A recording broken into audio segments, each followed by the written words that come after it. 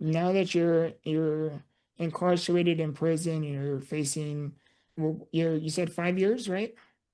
Yeah, so if I would have taken the case to trial, I was facing 20 to 40 years. So the smart move was going to be to plead guilty. So I had my first offer was 10 to 20 and I turned it down, and then I was offered a 7 to 14 year sentence. I turned that down as well because I was a first time offender. I had never been arrested before, and there was a decent chance that I could get a 5 to 10 at sentencing. That was kind of our mandatory minimum for a crime like that. I couldn't get any less, but the odds were I could get that. So we took that risk, and that ended up getting on the table, and I pled guilty. When you were now in prison, what new set of problems arise that you couldn't have even imagined? Yeah, when I went to prison, so in the beginning, when I was awaiting my sentence, I was in the county, in maximum security there. But this is my hometown, right? So I knew a ton of people that were there.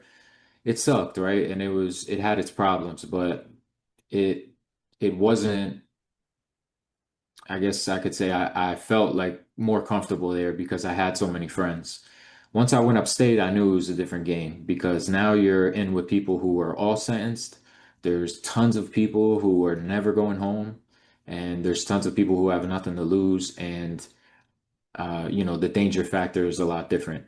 So my whole thing was get up there, do your time, be safe, and don't get in another problem that will cause you to get more time because, some people are in there hurting people and then they get more cases. And that was something I was really worried about is I'm gonna go in for 5 years. This could turn into way longer if I made that kind of mistake.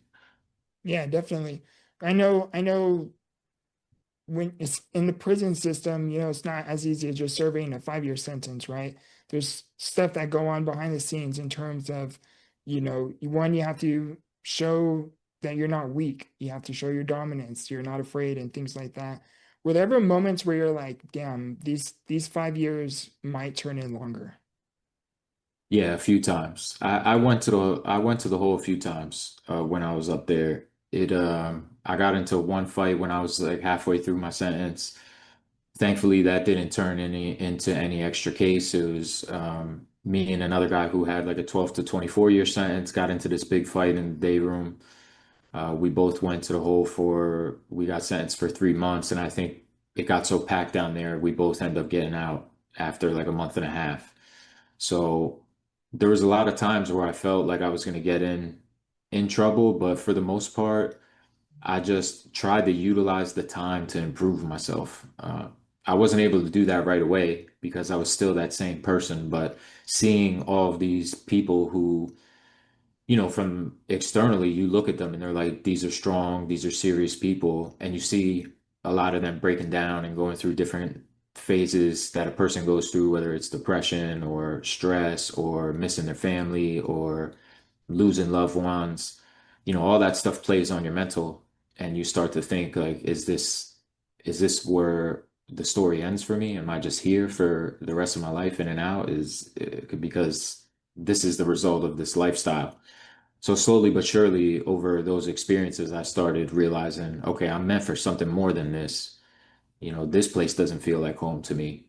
So I started chipping away at trying to become a different man. When did that form of enlightenment start to transpire? It happened about halfway through. So, I mean, as soon as I got locked up, I was a nerd growing up in school. So I was immediately, where's the books? I want to read. I want to learn stuff. I want to study. I want to play chess. And I want to get in shape. The whole point of me getting in shape was only to protect myself. And because we had nothing else to do, right? I knew whether I would stress or whether I wouldn't stress, it would not get me out a day earlier. So I knew I had to stay busy to the best of my ability.